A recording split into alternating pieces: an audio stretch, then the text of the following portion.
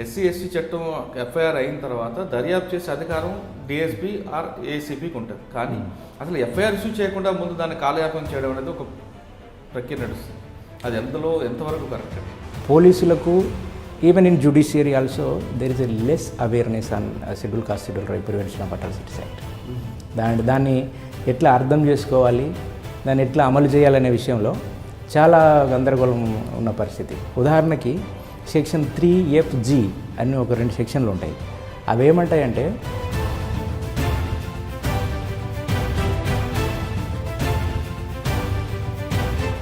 దాని ప్రకారము దేశం మొత్తంలో ఇప్పటి వరకు ఒక్క ఎఫ్ఐఆర్ కూడా నమోదు కాలేదు. 3FG వాళ్ళకి చూపించారు రుచి.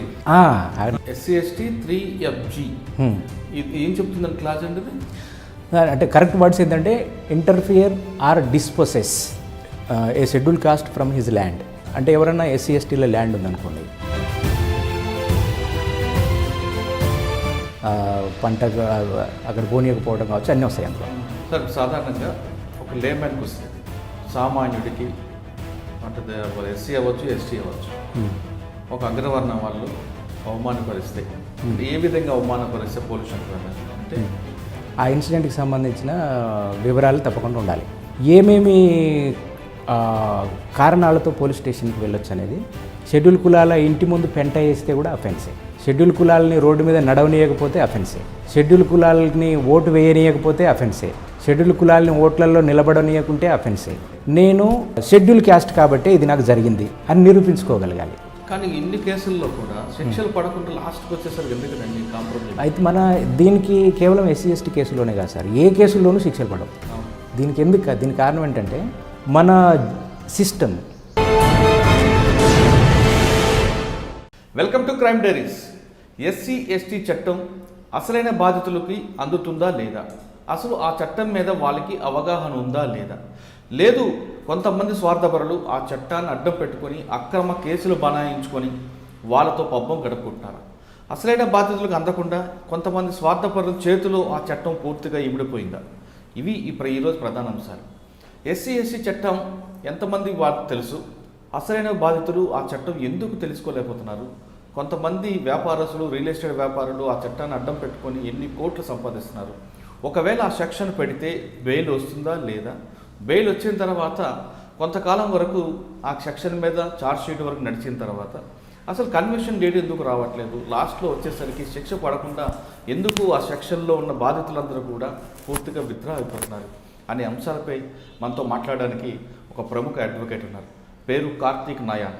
కార్తీక్ నాయన్ గారు ఎస్సీ ఎస్టీ చట్టం పైన పూర్తిగా అవగాహన ఉండి అతని దగ్గర వచ్చిన ప్రతి క్లయింట్ పైన ఆ కేసుల్లోనే ఎక్కువ రావడం, ఆ కేసులపై పోరాటం చేయడం, అసలు బాధితులకి ఆ చట్టంపై అవగాహన కల్పించడం, నిజంగా ఒకవేళ ఎవరైనా అక్రమ కేసులు పెడితే ఆ కేసులు వాళ్ళకి తప్పు చేస్తున్నామంటూ వాళ్ళకి వివరించడం అంటే కార్యక్రమం చేపడుతున్నారు.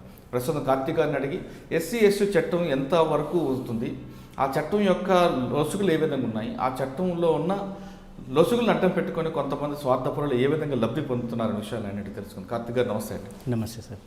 సార్ సాధారణంగా ఎస్సీ ఎస్టీ చట్టం అనేది ఎక్కడైతే బాధితులకు అన్యాయం జరుగుతుందో ఆ బాధితులకి ఆ వర్గం వాళ్ళకి ఖచ్చితంగా అది ఒక ప్రొటెక్ట్ చట్టం. అవును, అది ఎప్పటికీ ఉండాల్సిందే, ఉండి తీరాల్సిందే. కానీ ఆ చట్టం పట్ల కింద స్థాయిలో ఎవరైతే బాధితున్నారో వాళ్ళకి అవగాహన లేకపోవడంతో కొంతమంది ఒక స్వార్థపరులు లేదా రియల్ ఎస్టేట్ వ్యాపారుల చేతిలో ఆ చట్టం ఉండడం, ఆ వ్యక్తులను అడ్డం పెట్టుకుని ఆ చట్టాన్ని మిస్యూజ్ చేస్తున్నారనేది ఒక ఆరోపణ ఉంది.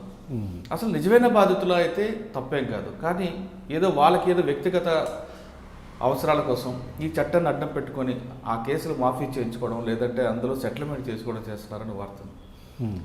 రెండోది, ఆ సెక్షన్ పెట్టినప్పుడు కొంతమంది పోలీసులు కూడా ఎఫ్ఐఆర్ వెంటనే ఇష్యూ చేయకుండా తాత్సారం చేయడం, పై అధికారులకు చెప్తాను. అంటే ఎస్సీ ఎస్టీ చట్టం ఎఫ్ఐఆర్ అయిన తర్వాత దర్యాప్తు చేసే అధికారం డిఎస్పీ ఆర్ ఏసీపీకి ఉంటుంది. కానీ అసలు ఎఫ్ఐఆర్ ఇష్యూ చేయకుండా ముందు దాన్ని కాలయాపన చేయడం అనేది ఒక ప్రక్రియ నడుస్తుంది. అది ఎంతవరకు కరెక్ట్ అండి? ఈ చట్టంలో శిక్ష పడాలంటే ఎన్ని సంవత్సరాలు శిక్ష పడుతుంది? అసలు శిక్ష వరకు రాకుండా మధ్యలోని కంప్లైంట్లు ఎందుకు వెనక్కి తగ్గిపోతున్నారు? ఈ ప్రశ్నల మీద మీరు చాలా క్లారిటీగా, ఎందుకంటే ఆ చట్టం మీద ఎక్కువ పోరాటం చేస్తున్నారు, మీ దగ్గరకు వచ్చే కేసులన్నీ కూడా వాటి మీద ఎక్కువ ఉన్నాయి కాబట్టి మీకు పూర్తి అవగాహన ఉంది కాబట్టి ప్రజల్లో కొన్ని అపోహలని మీరు తీర్చాల్సిన అవసరం ఉంది. ఈ ప్రశ్నకు సమాధానం చెప్పే ముందు కార్తీక్ గారు ఒక కుటుంబ నేపథ్యం, కార్తీక్ గారు ఎందుకు నల్ల కోట్ వేసుకున్నారు? నా పేరు కార్తిక్ నోయన్. మాది ఉమ్మడి ఆదిలాబాద్ జిల్లా జన్నారం మండలం మురిగూడ అనే ఒక ఎస్సీ కాలనీ. మేము నలుగురు అన్నదమ్ములు, ఒక చెల్లెలు. మేము ఎస్సీ మాల కులానికి సంబంధించిన వాళ్ళు. మా కుటుంబంలో, మా ఊర్లో, మా బంధువులు అందరిలో కూడా నేనే ఎక్కువ చదువుకున్నవాడిని, పిహెచ్డీ చేశాను. గుడ్. మొదటి నుంచి కూడా నేను రెగ్యులర్ స్టూడెంట్ని కాదు, పార్ట్ టైం స్టూడెంట్. ఎల్ఎల్ఎం వరకు కూడా part time. Schedule caste social welfare హాస్టల్లో ఉండి చదువుకున్నాను. మా అన్న ఒక సామాజిక కార్యకర్త. ఎవరండి? బత్తుల ప్రకాష్ అని, ఒకప్పుడు నక్సలైటు. ఇప్పుడు బయటకు వచ్చి కూరగాయలు అమ్ముతాడు ఆయన. ఇప్పుడు మా వదిన కూడా నక్సలైట్ ఉద్యమంలో పనిచేసి, తనేమో ఎస్టీ కోయ. వాళ్ళిద్దరూ లోపలనే పెళ్లి చేసుకుని బయటకు వచ్చారు. ఇప్పుడు కూరగాయల వ్యాపారం చేసుకుని బతుకుతారు. వాళ్ళే మా కుటుంబానికి ఒక రాజకీయ నేపథ్యం. ఇంకా అది సార్ మా ఫ్యామిలీకి సంబంధించి. అంటే ఎంతవరకు చదువుకున్నారు మీ కార్యక్రమం? నేను పిహెచ్డి వరకు చదువుకున్నాను సార్. 2016లో ఈఎఫ్ఎల్ యూనివర్సిటీలో పిహెచ్డి పూర్తి చేశాను. నా సూపర్వైజర్ ప్రొఫెసర్ బాంగ్య బుక్యా గారు. శానిటేషన్ వర్కర్స్ మీద పిహెచ్డి చేశాను. కో సూపర్వైజర్ ఏమో వెంకటేష్ నాయక్. వాళ్ళ ఆధ్వర్యంలో పిహెచ్డి సబ్మిట్ చేశాను. అవార్డు అయింది 2016లో. ఇంకా కుటుంబానికి సంబంధించిన విషయాలంటే, నాకు ఫ్యామిలీ, నా భార్య, పిల్లలు, ఇద్దరు బాబు. అడ్వకేట్ అయిన తర్వాత ఎక్కడ ప్రాక్టీస్ చేస్తారు? నేను అడ్వకేట్ కావడానికి ఒక కారణం ఉంది సార్, మీరు పర్మిషన్ ఇస్తే. ఎందుకంటే 96లో మా అన్న అండర్ గ్రౌండ్ వెళ్ళిపోయాడు. అప్పటి నుంచి ఆయనకు సంబంధించి ఆందోళన ఎప్పుడూ ఉండేది మాకు. ఆయన ఎప్పుడు అప్పుడంతా ఎన్కౌంటర్లు ఎక్కువ జరుగుతుంటే రోజు పేపర్ చూసేవాళ్ళం ఎప్పుడేమో వస్తుంది అనేది. ఆ తర్వాత ఎప్పుడు అరెస్ట్లు అయినా కూడా పేపర్లు చూసేవాళ్ళం. ఒక ఆందోళనకరమైనటువంటి వాతావరణం ఉండేది. ఆయన మొన్నటి 2016 వరకు, 18 వరకు కూడా సంవత్సరానికి ఒకసారి అరెస్ట్ కావటం, మేము బయటికి తీసుకురావటం ఇలాంటివి జరుగుతూ ఉండేవి. ఆ క్రమంలో ఒకసారి 98లో ఆయన కోసం నన్ను అరెస్ట్ చేశారు. ఎందుకు? ఆయన అడ్రస్ చెప్పమని. ఆయన అడ్రస్ చెప్పమని నన్ను అరెస్ట్ చేస్తే, అప్పుడు ఆయన ఎక్కడ ఉన్నాడో కూడా నాకు తెలుసు. పోలీసు వాళ్ళకి చెప్పేశాను పలానా చోటు ఉన్నాడని. అయితే అప్పుడేందో ఒక అడ్వకేట్ ఇంట్లో ఉన్నాడు. అయితే పోలీసు వాళ్ళు నన్ను తీసుకొని వెళ్ళి అడ్వకేట్ గేట్ దగ్గర కార్ పార్క్ చేసి బయటకు వస్తే చెప్పని అడగటం అన్నవాడు. ఎస్ఐబి వాళ్ళు, స్పెషల్ ఇంటెలిజెన్స్ బ్రాంచ్. అయితే బయటికి రాలా. ఈ పోలీసు వాళ్ళు లోపలికి వెళ్ళలేకపోతున్నారు. అయితే అప్పుడు ఒక డిఎస్పీ, ఆయన పేరు చెప్పను, ఆయన ఏమన్నాడంటే, అరే నువ్వు కూడా అడ్వకేట్ గారా, ఏం బీకలేం మేము అన్నాడు. అడ్వకేట్. అప్పుడు నాకు అనిపించింది ఇదేదో బాగుంది అని. అప్పుడు పోలీసు వాళ్ళు నన్ను కేసు పెట్టి లోపట్టేశారు. 6 నెలలేమో ఉన్నాను. ఆ తర్వాత నేను పట్టించారు కదా, ఎందుకు పట్టుకోలేకపోయారు. అది ఒక ఇన్స్పిరేషన్. ఆ తర్వాత చాలాసార్లు మా బ్రదర్ అరెస్ట్ అయినప్పుడు బాలగోపాల్, జీవన్ కుమార్ సార్ స్వయంగా నన్ను తీసుకొని అప్పుడు దొర ఉండే, ఎస్జే దొర డీజీపీ, ఆయన దగ్గరికి వెళ్ళేవాళ్ళు. అట్లా 2 సార్లు వెళ్ళాము. ఒకసారి అయితే 14 రోజులు అసలు ఎక్కడున్నాడో అడ్రస్ చెప్పాల. ఎస్జే దొర దగ్గరికి వెళ్ళి కూర్చుంటే ఆయన ఖమ్మం ఫోన్ చేశాడు. ఖమ్మం ఫోన్ చేసి ఇట్లా ఉన్నాడు అని అంటే, హైకోర్టులో ఏబిఎస్ కార్పస్ చేసినా కూడా లేడని చెప్పారు, మాకు తెలియదని చెప్పారు. అప్పుడు దొర దగ్గరికి వెళ్తే, నా దగ్గరే ఉన్నాడు, ఈ అంత బ్రేక్ అయినాయి కాళ్ళు, ఇది ఇప్పుడే ప్రొడ్యూస్ చేస్తే ఇబ్బంది, కొంచెం క్యూర్ అయినాక ప్రొడ్యూస్ చేస్తాం అని చెప్పి. అంటే అలాంటి నేపథ్యం వల్ల నేను జైల్లోకి వెళ్ళి హాల్ టికెట్ వస్తే నాకు బెయిల్ వచ్చి బయటకు వచ్చి లా ఎంట్రన్స్ రాసి అడ్వకేట్ అయ్యాను. మిమ్మల్ని ఎందుకు జైల్లో పెట్టారు? అంటే నేను వాళ్ళతో సంబంధాల్లో ఉన్నా అని, నన్ను పట్టుకుంటే ఇంకెవరన్నా దొరకొచ్చని. నేను యాక్టివ్ కార్యకర్తను కాదు. నేను ఈ 2 నేపథ్యాలు మీకు అటువైపు ఇదేదో బాగుంది, ప్రజలు సేవ చేయొచ్చు, భయపడతారు పోలీసులు అంటున్నారు. ఓకే. ప్రాక్టీస్ చేసి ఫస్ట్ ఎక్కడ ఏ సీనియర్? నేను మొట్టమొదటిసారి 2004లో నేను లా పూర్తి చేసి అడ్వకేట్గా ఎన్రోల్ అయ్యాను. అప్పుడు చంపాపేటలోనే ఒక లాయర్ దగ్గర చాలా కొద్ది సమయం చేశాను, ఒక 3 నెలలు 4 నెలలు చేశాను. ఆ తర్వాత ఇక్కడ ఆర్టీసీ ఎక్స్ రోడ్లో బుజ్జిబాబు అని ఒక అడ్వకేట్ ఉండేవాడు, అతని దగ్గర ఒక 6 నెలలు చేశాను. ఆ తర్వాత జీవన్ కుమార్ సార్ ఏం చేశాడంటే, అప్పుడు హ్యూమన్ రైట్స్ లా నెట్వర్క్ అని ఒక ఆర్గనైజేషన్ నడుస్తుండేది, వాళ్ళకి రిఫర్ చేశాడు. నువ్వు హెచ్ఆర్ఎఫ్లో నేను సభ్యుడిని కాబట్టి నువ్వు అందులో వాళ్ళకి రిఫర్ చేసి నువ్వు అందులోకి వెళ్ళన్నాడు. అప్పుడు 2008 వరకు హ్యూమన్ రైట్స్ లా నెట్వర్క్లో లా ఆఫీసర్గా పనిచేశాను, చైల్డ్ రైట్స్, పిల్లల హక్కుల మీద దాన్ని. ఆ తర్వాత ఎన్జిఓ సెక్టార్కి వెళ్ళాను. ఆ తర్వాత save the children, action aid, ఆ తర్వాత ఇఫ్లూలో పిహెచ్డీకి వెళ్ళాను. రీసెంట్గా అమ్నెస్టీ ఇంటర్నేషనల్లో 3 సంవత్సరాలు చేశాను. 3 సంవత్సరాల కింద మళ్ళీ అడ్వకేట్ ప్రాక్టీస్ వైపు వచ్చాను, అంటే ఫుల్ టైం ప్రాక్టీస్. కానీ మీరు అడ్వకేట్ అయిన తర్వాత క్రిమినల్ కేసులు ఉన్నాయి, సివిల్ కేసులు ఉంటాయి, ప్లస్ మీరు అన్నట్లు పాత మీ అన్నయ్య గారు ఉన్న టైప్ కేసులు ఉంటాయి. ఇవన్నీ విడిచిపెట్టి కేవలం ఎస్సీ ఎస్టీ సెక్షన్ మీద ఎక్కువగా మీరు ఆ కేసుల మీద ఎక్కువ ఫోకస్ అవ్వడం. ఫోకస్ అంటే సార్, ఇప్పుడు నేను ఎస్సీ ఎస్టీ కేసులు చేయడం నాకు ఇంట్రెస్టే, కానీ నేను బాధితుల దగ్గరికి వెళ్ళను, నా దగ్గరికి బాధితులు వస్తారు. అదే వాళ్ళు మీ దగ్గరికి ఎందుకు?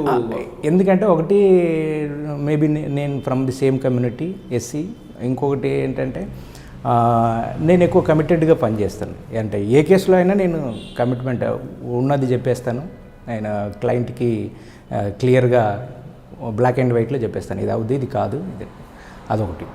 తర్వాత ఆ చట్టానికి సంబంధించి చాలామంది ఎక్కువ నాలెడ్జ్ లేదు, ఈవెన్ దాని మీద అవేర్నెస్ అనేది పోలీసులకు, even in judiciary also there is a less awareness on schedule caste schedule రైట్ ప్రివెన్షన్ ఆఫ్ అట్రాసిటీస్ యాక్ట్. దాన్ని ఎట్లా అర్థం చేసుకోవాలి, దాన్ని ఎట్లా అమలు చేయాలనే విషయంలో చాలా గందరగోళం ఉన్న పరిస్థితి. ఉదాహరణకి సెక్షన్ 3FG అని ఒక 2 సెక్షన్లు ఉంటాయి. అవి ఏమంటాయంటే, if anybody non schedule caste or non schedule tribe disposes or interfere with the land of a schedule caste or schedule tribe that amounts to an atrocity and it is a punishable offence up to 5 years. దాని ప్రకారము దేశం మొత్తంలో ఇప్పటి వరకు ఒక్క FIR కూడా నమోదు కాలే. కంప్లీట్లీ అన్ఎక్స్ప్లోర్డ్ సెక్షన్, ఎవరికి తెలియదు అది, అంటే తెలియదంటే నిజంగా తెలియదు కాదు, ఎవరు దాన్ని ఉపయోగించారు. అది ఉపయోగిస్తే అసలు land litigation completely the litigation between non-scheduled caste and scheduled castes with regards to the land takes into the criminal prosecution. So ఇప్పుడు ఎస్సీ ఎస్టీ 3FG ఇది ఏం చెప్తుందని క్లాస్ అంటే, అంటే కరెక్ట్ వర్డ్స్ ఏంటంటే interfere or disposes a schedule caste from his land. అంటే ఎవరన్నా SC ఎస్టీలో land ఉందనుకోండి, ఆ ల్యాండ్ మీదకి నాన్ షెడ్యూల్ కాస్ట్ వెళ్ళి దౌర్జన్యం చేయటం లేదా ఇంటర్ఫియర్డ్ కావటం అనేది చాలా లార్జ్ స్కోప్లో వస్తుంది. ఇంటర్ఫియర్డ్ కాబట్టి దాని మీద తప్పుడు డాక్యుమెంట్స్ తయారు చేసుకోవచ్చు, దానికి నీళ్లు ఆపేయటం కావచ్చు, పంట అక్కడ పోనీయకపోవడం కావచ్చు, అన్నీ వస్తాయి అందులో. అట్లా అక్కడ ఒక్క ఎఫ్ఐఆర్ కూడా నమోదు కాలేదు ఇప్పటికీ. మరి ఇప్పుడు అవుతున్న ఎఫ్ఐఆర్ దేని మీద? 90% ఎఫ్ఐఆర్లు 3(1) కింద నమోదవుతాయి సార్, కులం పేరుతో దూషించడానికి. 90%, ఇంకా 99% కూడా అనుకోవచ్చు. నేను 2019లో ఒక స్టడీ చేశాను, ఎస్సీ ఎస్టీ యాక్ట్ అమలు తీరు ఎలా ఉంది, ఎన్ని కేసుల్లో ఛార్జ్ షీట్లు వేశారు, ఎన్ని కేసుల్లో కాంపన్సేషన్ ఇచ్చారు అనే విషయం కోసము ఆర్టీఐ కింద అన్ని పోలీస్ కమిషనరేట్లకి అడిగా. చాలామంది ఇచ్చారు పోలీసు వాళ్ళు, 80% మంది పోలీసులు రిప్లై ఇచ్చారు. వాస్తవం ఏంటంటే ఛార్జ్షీట్ ఫైల్ చేసిన కేసులు కేవలం 30%, 70% కేసుల్లో ఛార్జ్షీట్ వేయలా. కొన్ని కేసులు 13 సంవత్సరాల నుంచి పెండింగ్ ఉన్నాయి. సో ఇది కంప్లీట్లీ ఏంటనంటే lack of interest in the cases. ఒక ఉదాహరణ చెప్తాను, మీరు టైం ఇస్తా అంటే. చెప్పండి. ఒక మాల అమ్మాయి సింగిల్గా ఉంటే ఒక రెడ్ ఆయన వచ్చి రేప్ చేశాడు. ఆ కేసు నా దగ్గరకు వచ్చింది, నన్ను అడిగారు ఏమైనా చేయొచ్చు అంటే, నేను ఆ ప్లేస్కి 200 కిలోమీటర్ల దూరంలో ఉంటా. ఈ అమ్మాయి పిచ్చిలేసి నిజంగానే రేపు అయింది, నిజంగానే పిచ్చిలేసింది. పిచ్చిలేస్తే ఏమిటో ఏం చేశారనంటే, ఈ పిచ్చిది కాబట్టి అబద్ధం చెప్తుందని ఎఫ్ఐఆర్ గట్లా ఎర్రగడ్డ తీసుకొచ్చి పెట్టారు. అయితే నేనేం చేశాను, కంప్లైంట్ రాసి ట్విట్టర్లో పెట్టాను. ట్విట్టర్లో నాకు 20,000 మంది ఫాలోవర్స్ ఉంటారు. కన్సర్న్ పోలీస్ ఆఫీసర్లను ట్యాగ్ చేశాను. అప్పుడు పోలీసులే ఎర్రగడ్డ హాస్పిటల్ వచ్చి అన్నీ తీసుకొని ఎఫ్ఐఆర్ చేశారు. ఎఫ్ఐఆర్ చేసిన తర్వాత ఎవరైతే రేపిస్ట్ ఉన్నాడో ఆయన పోలీస్ స్టేషన్కి పెళ్ళికి వచ్చినట్టు వచ్చిపోతున్నాడు. పోలీస్ స్టేషన్కి పెళ్ళికి వచ్చినట్టు వచ్చిపోతున్నాడు. ఆయన అరెస్ట్ లేదు, ఆయన వార్నింగ్ లేదు. ఆ తర్వాత ఆయన్ని అరెస్ట్ చేయట్లేదని ఎన్హెచ్ఆర్సీకి ఒక లెటర్ రాశాను. లెటర్ రాస్తే ఎన్హెచ్ఆర్సీ కమిషనర్కి లెటర్ ఇచ్చింది, రిపోర్ట్ సబ్మిట్ చేయండి అని. అప్పుడు ఆయన అరెస్ట్ చేశారు. అరెస్ట్ చేసి లోపటేశారు. బెయిల్ మీద బయటకు వచ్చాడు. బయటకు వచ్చిన తర్వాత ఈ కేసు నా దాకా రావడానికి కారణం ఏంటంటే ఆ కుటుంబంలో ఆ అమ్మాయికి సంబంధించిన బంధువు ఒకరు గెజిటెడ్ ఆఫీసర్ ఉన్నారు. ఇప్పుడు ఎక్కడో మారుమూల పల్లెల్లో ఉన్న వాళ్ళకి నా ఫోన్ నెంబర్ కానీ నేను కానీ తెలిసే అవకాశం లేదు. ఇక్కడ ఆ ఆఫీసర్ నాతో కోఆర్డినేషన్లో ఉన్నాడు. ఏం చేయాలి, ఎట్లా చేయాలి అనేది నేను ఆయన గైడ్ చేస్తున్నాడు. ఆయన కూడా వెళ్ళి పోలీసులను కలుస్తున్నాడు. ఇవంతా నడుస్తుంది. అయితే అక్కడున్న ఇన్వెస్టిగేషన్ ఆఫీసర్ ఛార్జ్షీట్ ఫైల్ చేశాడు. ఛార్జ్షీట్లో ఏం చేశాడనంటే అక్యూజ్డ్ని ఎలా తప్పించాలి అనే ఒక ఇంటెన్షన్తో ఛార్జ్షీట్ ఫైల్ చేశాడు. అంటే ఏ విషయాల్ని మాట్లాడకుండా ఉంటే అక్విటల్ వస్తుంది అది మాత్రమే వేశాడు. ఎంత బ్లండర్ అంటే రేప్ కేసుల్లో medical report compulsory. Medical report వేయాల.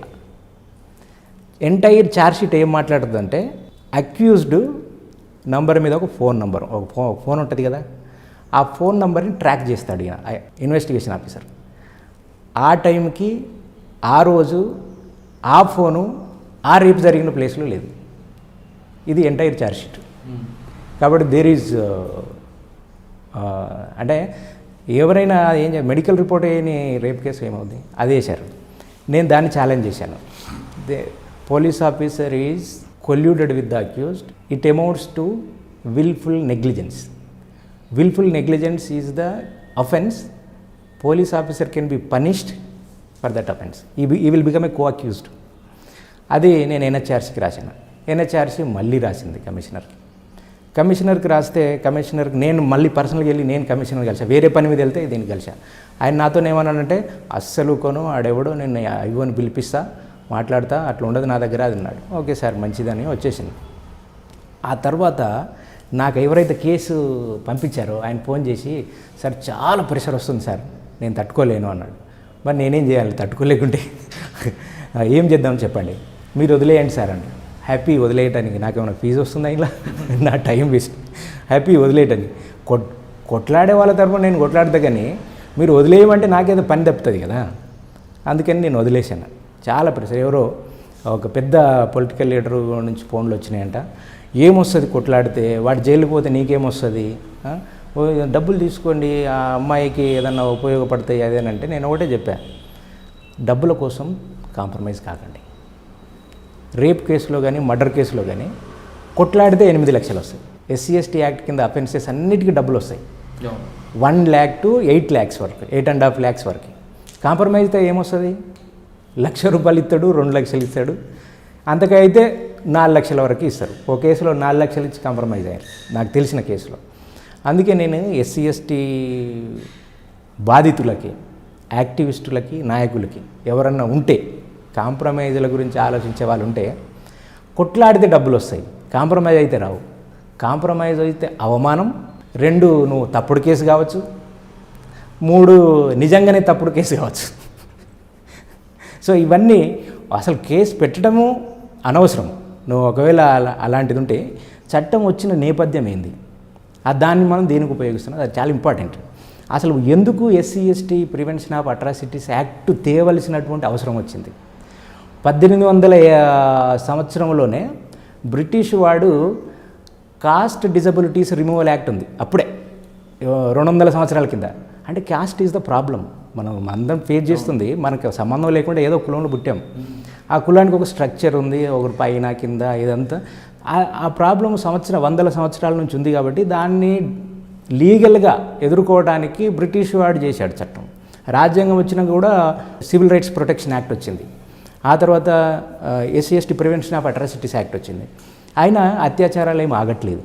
దీంట్లో ఏంటనంటే ఎప్పుడు కానీ చట్టము తనకు తాను అమలు చేసుకోదు. చట్టాన్ని అమలు చేయడానికి ఒక యంత్రాంగం, అందుకే ఒక సామాజిక వాతావరణం ఉండాలి. భౌతిక వాతావరణం అన్నట్టే సామాజిక వాతావరణం ఒకటి ఉండాలి ఏ చట్టమైనా అమలు కావడానికి. ఉదాహరణకి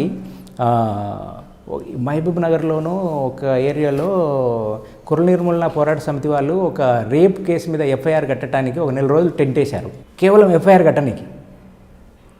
అదే ఏది ఎస్సీ ఎస్టీ చట్టం అమలు చేయమని.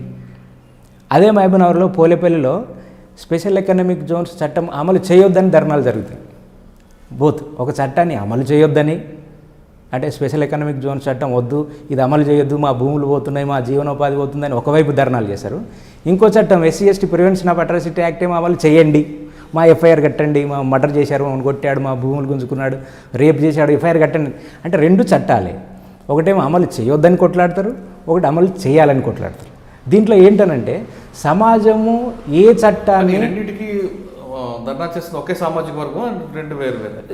అక్కడ బాధితులు నిజానికి అంత మార్జినలైజ్ సెక్షన్స్ ఉంటారు, ఎస్సీ ఎస్టీ బీసీలో ఉంటారు.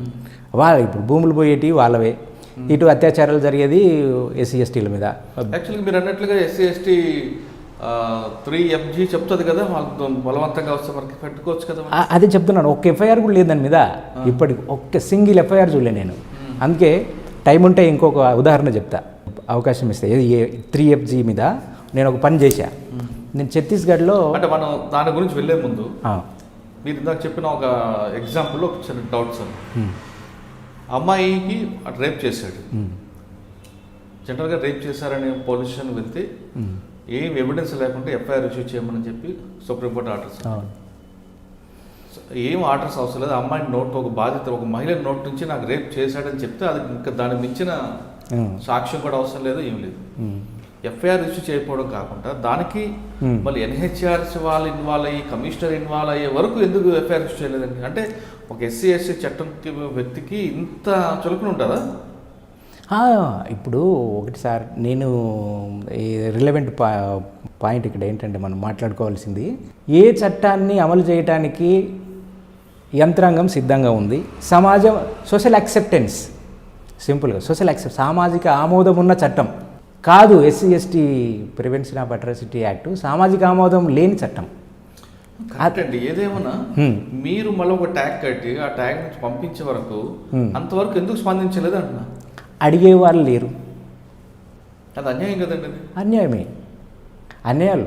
ఇప్పుడు అట్లాంటి సిటీలో ఒక పోలీస్ స్టేషన్లో సార్, ఇప్పుడు మీరు 2 చెప్పండి, ఇంకోటి దాని తర్వాత ఒకటి వెళ్దాం, ఇంకోటి మీరు మధ్యలో చెప్తాను. 3-1FG మీద నేను ఛత్తీస్గఢ్లో ఒక 3 సంవత్సరాలు ఆదివాసులతో పనిచేశాను. నా ప్రీవియస్ అసైన్మెంట్ అదే. నా అసైన్మెంట్ ఏంటంటే ఆదివాసుల భూమి హక్కులు. అక్కడ ఏంటనంటే నాకంటే ముందు పనిచేసిన వాళ్ళంతా కూడా రీసెర్చ్ చేశారు, రిపోర్ట్లు తయారు చేశారు, క్యాంపెయిన్లు చేశారు. భూములు పోయిన ఆదివాసుల భూములు కంపెన్సేషన్ ఇవ్వాలని కలెక్టర్కి అప్లికేషన్ పెట్టారు. నేను అక్కడ వెళ్ళి ఒక్కొక్క 20-30 గ్రామాలు తిరిగిన తర్వాత ఎస్సీ ఎస్టీ యాక్ట్ కింద కేసులు ఎందుకు పెట్టకూడదని ఒక ప్రయోగం చేశాను. ఒకే రోజు రాయగఢ్ పోలీస్ స్టేషన్ ముందట 300 మంది ఎస్సీ ఎస్టీ ఆదివాసులను కూర్చోబెట్టాను, జూన్ 14, 2017. అక్కడ 300 మందితో కంప్లైంట్లు పెట్టించాను. రాయగఢ్ మైన్స్ కంపెనీ ఉంటాయి, అక్కడ కోల్ మైనింగ్ ఏరియా అంతా. బలాసూర్ దగ్గర, బలాసూర్ కాదు సార్, బిలాస్పూర్ దగ్గర. అక్కడ అప్పుడంతా అక్కడ తెలుగు వాళ్ళు ఉండే పోలీసు వాళ్ళు. నాకు నక్సలైట్ అని పేరు పెట్టారు. నక్సలైట్ కాదు, నేను ఒక ఇంటర్నేషనల్ ఆర్గనైజేషన్లో పనిచేస్తున్నాను. ఇవన్నీ అక్కడ ఆంధ్రప్రదేశ్లో చేస్తారు, ఇక్కడ ఎవరు చేయరు, నువ్వు అక్కడి నుంచి వచ్చావు ఇక్కడ చేస్తున్నావు అని అంటే, కాదు నేను లాయర్ని కాబట్టి నాకు చట్టం తెలుసు, ఇక్కడ ఉన్నవాళ్ళు కంపెన్సేషన్ అడిగారు, కానీ ఆదివాసుల భూముల్ని వితౌట్ కన్సెంట్, వాళ్ళ అంగీకారం లేకుండా భూమి తీసుకుంటే అది నేరం. అది ఎస్సీ ఎస్టీ యాక్ట్ చెప్తుంది, అది ఫారెస్ట్ రైట్ యాక్ట్ చెప్తుంది, అది Panchayati Raj extension of Panchayati Raj act, 3 చట్టాలు కూడా చెప్తాయి. If you take a land of schedule tribe without their consent it amounts to crime. ఆ ప్రొవిజన్స్ అన్నీ చూపించి అక్కడ కంప్లైంట్ పెడితే ఎఫ్ఐఆర్ చేయాల. అక్కడ పెద్ద కంపెనీల మీద పెట్టాం. అప్పుడు ఎవరో పంజాబ్లో ఎంపీకి అక్కడ థర్మల్ పవర్ ప్లాంట్ ఉన్నాయి, దానికి పెట్టాం. అక్కడ వాళ్ళు మేనేజ్ చేసి ఎఫ్ఐఆర్లు కాకుండా చేశారు. ఇప్పుడు 3FG వాళ్ళకి చూపించారు రుచి. అంటే నేనేంటనంటే ఎప్పుడు కానీ ఒక అంటే ఇది కూడా చేయొచ్చు అనేది చేసి చూపించాలి. క్రిమినల్ ముద్రేశారు కదా నక్సలైట్ అయిన వాళ్ళు, వేసారు కానీ కాదు కదా మనం. ఆ పోలీస్ ఆఫీసర్ ఇప్పటికి మాట్లాడుతుంటాడు. ఆయన ఉన్నాడు, ఇంకా పేరొద్దు, అక్కడే ఉన్నాడు. అక్కడే మాట్లాడి ఎలా ఉన్నారు సార్ అది ఇది అని అడిగి అక్కడ జూనియర్ అప్పుడు ఐపీఎస్ న్యూ పోస్టింగ్ అనమాట. ఇప్పటికీ ఏదైనా విషయాలు ఉంటే షేర్ చేస్తాడు, మాట్లాడతాడు. జనరల్గా కొన్ని విషయాల్లో భూ వివాదాల్లోనూ లేదా ఫైనాన్షియల్ డిపెండెన్స్ ఏదో వివాదాల్లో ఏ బి మధ్యన నడుస్తారు. ఏ బి ఇద్దరు కూడా అగ్రవర్ణాలు అనుకున్నాం. ఏ అనే వ్యక్తి కొంతకాలకి ఆ వివాదాన్ని పరిష్కరించుకోవాలని బికి ఆయన ఏకి మధ్యన వివాదానికి ఏ అనే వ్యక్తి ఏం చేస్తాడంటే మీరు చెప్పిన ఎస్సీ ఎస్టీ వ్యక్తిని మధ్యలో పెట్టి ఆయన ద్వారా రికవరీ చేద్దామని పంపించి ఆ వ్యక్తి వెళ్ళిన తర్వాత బి అనే వ్యక్తి అతని కులం పేరు మీద తిట్టాడు కాబట్టి కేసు పెట్టాలి అని బెదిరించి ఒక తప్పుడు కేసు పెట్టిస్తారు.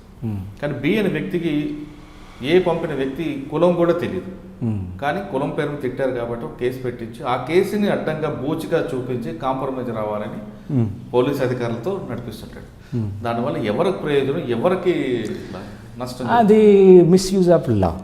దాన్ని మనం నేను అలాంటి జరుగుతున్న వాస్తవం కాదంట.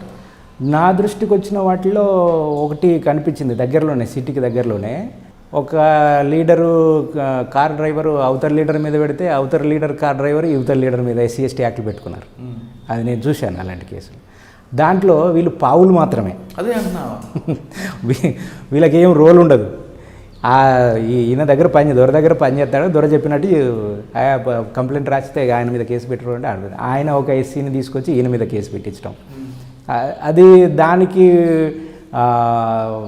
ఎట్లా అనేది ఇటువంటి స్వార్థపరుల చేతిలో పావులుగా మారుతున్న వ్యక్తులకి వాళ్ళకి అవగాహన కల్పించడానికి ఇలాంటి వాళ్ళు ఏం చేస్తారు అంటే మనకి బలమైన చట్టం అండి. అవును, 100% అది మనకి చాలా ప్రొటెక్ట్స్.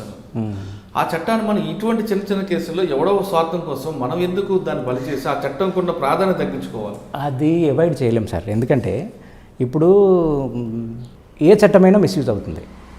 ఎస్సీ ఎస్టీ చట్టమే కాదు. What is the percent of misuse of this law?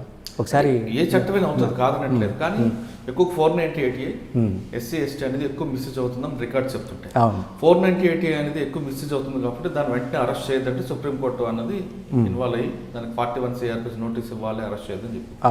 అంటే దాని ప్రాధాన్యత కొంచెం తగ్గినట్లుగానే మనం భావించుకోవాలి. గతంలో 498 అరెస్ట్ అయిన కేసు బుక్ ఏంటంటే ఆటోమేటిక్ కాంప్రమైజ్ అవ్వాలి లేదా అరెస్ట్ అవ్వాలి అన్న సిస్టమ్కి వచ్చింది. ఎప్పుడైతే మిస్యూజ్ అయిందో కోర్టు ఈ విధంగా రావడంతో దాని ప్రాధాన్యత తగ్గింది. అటువంటి ప్రభావం దీమే పడింది అనుకోండి, మిగతా నిజమైన బాధ్యతలు ఉన్నారు. మీరు చెప్పారు చూసారు ఇందాక ఫస్ట్ రేప్ కేసులో, అటువంటి వాళ్ళందరికీ ప్రొటెక్టివ్ మనకి ఎక్కడ ఉంటుందండి?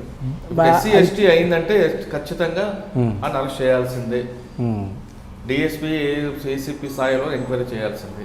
ఓకే, తర్వాత బెయిల్ కాంప్రమైజ్ తర్వాత ముందైతే అక్కడ పడుతుంది. నిజమైన బాధ్యతలకి అలా జరిగిందంటే 100% అందరూ యాక్సెప్ట్ చేస్తారు. ఇప్పుడు మీరు చెప్పిన రేప్ కేసులో కావచ్చు, లేదా కుల వివక్ష గురి అయిన వాళ్ళ పట్లకు సెక్షన్ పెట్టి వాళ్ళకి ఖచ్చితంగా శిక్షించాలి, వాళ్ళు బెయిల్ రాకుండా చేయాలనేది చేస్తే దాన్ని ఎవరు కాదంటారు. ఇటువంటి స్వార్థపర చేతిలో పావులుగా మారినప్పుడు ఆ చట్టం మిస్యూజ్ అయ్యి రాబోయే కాలంలో దాని ప్రాధాన్యత తగ్గిపోతే బలం అన్నది వీళ్ళకి ఎక్కడ ఉంటుంది అనేది ప్రాధాన్యత ఆల్రెడీ తగ్గిపోయింది. ఒకప్పుడు ఎస్సీ ఎస్టీ కింద ఎఫ్ఐఆర్ అవుతే తప్పనిసరి అరెస్ట్ అయ్యేది. ఇప్పుడు అరెస్ట్ 41A ఎస్సీ ఎస్టీ యాక్ట్లో కూడా ఇస్తున్నారు. ఇవ్వకూడదు, నిజానికి ఇవ్వకూడదు, కానీ ఇచ్చేస్తున్నారు. Most of the offences, majority offences in SC ST prevention of atrocities act is punishable with below 7 years. కాబట్టి 41A దీనికి కూడా ఇచ్చేస్తున్నారు, కానీ ఇవ్వకూడదు. ఇది స్పెషల్ లా ఈజ్ ప్రివేల్స్. అట్లా ఇవ్వకూడదు కానీ ఇస్తున్నారు, అసలు అరెస్టులు చేస్తలేరు. అయితే మిస్యూజ్ విషయానికి వచ్చినప్పుడు దాన్ని ఎవరు మిస్యూజ్ చేస్తున్నారు అనేది ఇంపార్టెంట్. ఎస్సీ ఎస్టీలు మిస్యూజ్ చేస్తున్నారా, ఎస్సీ ఎస్టీలని వాడుకొని నాన్ ఎస్సీ ఎస్టీలు మిస్యూజ్ చేస్తున్నారా? అది లేకపోవడమే. అది ఇప్పుడు ప్రొటెక్ట్ గా ఉంది. ఇప్పుడు షర్ట్, ఈ షర్ట్ వాడుకోసం నేను వేసుకోవాలి కదా. అవును, నేను అది చాలా సీరియస్గా అడ్వకేట్ చేస్తున్నాను సార్. నీకు నిజానికి అన్యాయం జరిగితే నీవు కొట్లాడు, నీ తరపున నేను కొట్లాడతా, ఎక్కడ దాకా అంటే అక్కడ దాకా. ఒకవేళ నీకు అన్యాయం జరగకుండా ఏదో బ్లాక్ మెయిలింగ్ కోసము లేకుంటే దీన్ని ముందు పెట్టి ఇంకో సెటిల్మెంట్ కోసం ట్రై చేసి మాత్రం నా దగ్గరికి రావద్దు. చాలా క్లియర్గా చెప్తాను, I always advocate for the genuine victims. Sir మనం ఈ సెక్షన్లో కేసు నిజంగా పోలీసులు ఎఫ్ఐఆర్ ఇష్యూ చేయలేదు అనుకోండి, నిజమైన బాధితులకి ఇప్పుడు మన స్వార్థపరుల చేత పక్కన పెడతాం కాదు, నిజంగా చాలా మంది ఇప్పటికీ కొంత ఆ వివక్ష గురవుతున్నారు. అటువంటి వాళ్ళు పోలీస్ స్టేషన్కి వెళ్ళి కంప్లైంట్ ఇస్తే ఎఫ్ఐఆర్ ఇష్యూ చేయకపోతే ఏం చేయాలి? దానికి చట్టం ప్రకారం ఒక ప్రాసెస్ ఉంది. సుప్రీంకోర్టు ఇచ్చిన ప్రొసీజర్ ప్రకారం ఏంటంటే పోలీసులకు కంప్లైంట్ ఇస్తే వాళ్ళు తప్పకుండా ఎఫ్ఐఆర్ చేయాలి. ఎఫ్ఐఆర్ చేసి ఇన్వెస్టిగేషన్ స్టార్ట్ చేయాలి. కానీ చాలా కేసుల్లో ఏం చేస్తున్నారంటే కంప్లైంట్ తీసుకొని ఎఫ్ఐఆర్ చేయకుండా ప్రిలిమినరీ ఇన్వెస్టిగేషన్ చేస్తున్నారు. Preliminary investigation is not permitted in any of the offences under SC/ST prevention of atrocities act. ఆ ఎఫ్ఐఆర్ ఎమిటే చేసి ఇన్వెస్టిగేషన్ స్టార్ట్ చేయాలి. అది చేయట్లేదు. చేయనప్పుడు ఏం చేయాలనంటే వీళ్ళు అసలు రిసిప్ట్ ఇవ్వరు పోలీసులు. ఫస్ట్ రిసిప్ట్ ఇవ్వరు, కంప్లైంట్ తీసుకుంటే రిసిప్ట్ ఇవ్వరు కాబట్టి ఏం చేయాలనంటే అదే కంప్లైంట్ ఎప్పుడు కానీ కంప్లైంట్ కాపీ 4 ఉండాలి. కంప్లైంట్ రాసుకున్న తర్వాత జిరాక్స్ 4 ఉండాలి. ఒకటి వాళ్ళకి ఇచ్చి ఒక దాని మీద ముద్ర వేసుకోవాలి. ముద్ర ఇవ్వాల. అది తీసుకొచ్చి ఇంకో కంప్లైంట్ రాసి register post with acknowledgement due పోలీసులో పంపాలి. ఒక వారం చూసి దాన్ని SPకి పంపాలి. ఇది లీగల్ ప్రాసెస్. పంపిన తర్వాత కూడా SPకి పంపిన తర్వాత కూడా ఎఫ్ఐఆర్ చేయకుంటే అప్పుడు ఆ కాగితాలని ఎక్నాలజ్మెంట్ రిసిప్ట్, ఎందుకంటే కోర్టుకి ఎవిడెన్స్ కావాలి పోలీసులకు అందింది అని చెప్పడానికి, ఆ పోస్టల్ ఎక్నాలజ్మెంట్స్ తీసుకొచ్చి లోకల్ కోర్టులో ప్రైవేట్ కంప్లైంట్ వేసుకోవాలి. ప్రైవేట్ కంప్లైంట్ వేసుకుంటే కోర్టు ఎఫ్ఐఆర్ రిజిస్టర్ చేయమని పోలీసులకు చెప్తుంది. నేను అట్లా చేశాను కేసులో. సార్ సాధారణంగా ఒక లేమ్యాన్కి వస్తుంది, సామాన్యుడికి అంటే SC అవ్వచ్చు ST అవ్వచ్చు, ఒక అగ్రవర్ణ వాళ్ళు అవమానపరిస్తే ఏ విధంగా అవమానపరిస్తే పోలీస్ స్టేషన్కి వెళ్ళాలి అంటే మీరు అన్నట్లుగా లైంగిక దాడి కాకపోవచ్చు, లేదు దూషించవచ్చు, లేదు అవమానపరచవచ్చు, ఇలా రకరకాల కారణాల ద్వారా అందులో వస్తాయి. ఆ కారణాలు ఏ విధంగా, ఎన్ని కారణాలు ఉన్నాయి, ఏ కారణం చేత ఆయన వివక్ష గురయ్యాడు, ఆ కారణాలు లిస్ట్ ఒకసారి చెప్పండి. అటువంటి దీంట్లో ఉంటే వెంటనే పోలీస్ స్టేషన్కి వెళ్ళొచ్చు.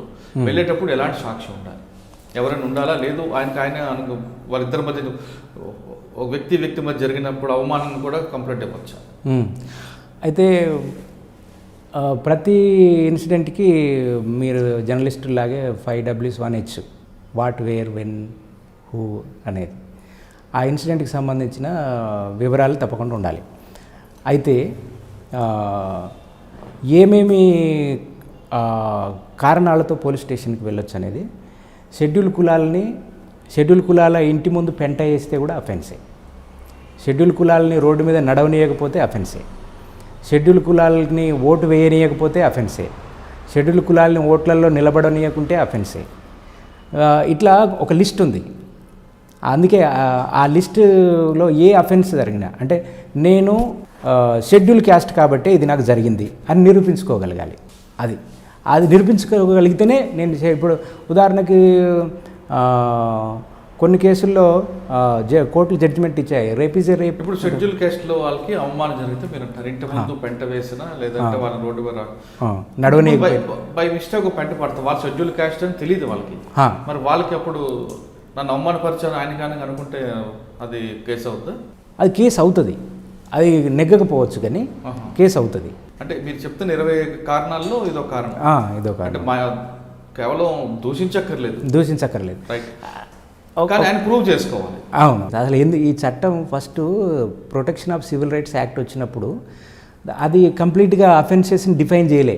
షెడ్యూల్ కులాల మీద ఏమేమి జరుగుతాయి, షెడ్యూల్ ట్రైబ్స్ మీద ఏమేమి జరుగుతాయి అనేది ఆ చట్టంలో చెప్పకుంటే ఈ చట్టం రాసిన వాళ్ళు PS కృష్ణన్, SR శంకరన్, ఇంకా కొంతమంది ఐఏఎస్ ఆఫీసర్లు ఇన్వాల్వ్ అయ్యి ఏం చేశారనంటే అసలు ఏం జరుగుతుంది, SC/STలకు ఏం జరుగుద్దని చెప్పి కొన్ని డైరెక్ట్ వెళ్ళి అడిగారు. ఈ చట్టము చాలామంది అనుకున్నట్టు చట్టాలు ఏసీ రూమ్లో కూర్చొని రాస్తారు అనుకుంటారు కదా, SC/ST యాక్ట్ చట్టం అట్లా రాయాల. ఈ డ్రాఫ్టింగ్ చేసే వాళ్ళు పోయి షెడ్యూల్ క్యాస్ట్ని అడిగారు, ఏం చేస్తారు మిమ్మల్ని అంటే మమ్మల్ని బట్టలు ఇప్పి ఊరేగిస్తారు, అదొక అఫెన్స్, అది ఉంది చట్టంలో. మమ్మల్ని గుండు గీకుతారు, ఈ ఎవడు తోట త్రిమూర్తులు అనేవాడు గుండు గీకాడు, గుండు గీకుతారు. తర్వాత ఏం చేస్తారు, మమ్మల్ని రోడ్డు మీద నడవనివ్వరు, అది కూడా ఒక అఫెన్స్. మమ్మల్ని ఓటేయనియరు, అదొక అఫెన్స్. మమ్మల్ని ఓట్లలో నిలబడనివ్వరు, అదొక అఫెన్స్. మమ్మల్ని బాయికాడికి రానివ్వరు, అదొక అఫెన్స్. మమ్మల్ని చెరువు కాడికి రానివ్వరు, అదొక అఫెన్స్. మా భూములకు నీళ్ళు ఇవ్వరు, అదొక అఫెన్స్. ఇట్లా లిస్ట్ అంతా షెడ్యూల్ కులాల వాళ్ళు చెప్తే అవన్నీ రాసుకొని చట్టంలో పెట్టారు. సూపర్. అది ఈ చట్టం ఎక్కడో ఏసీ రూమ్లో కూర్చుంది కాదు. వీళ్ళు డైరెక్ట్ అక్కడికి వెళ్ళి మాకు నోట్లో మలమూత్రాలు పోస్తారు. ఇది కూడా ఉన్నాయి.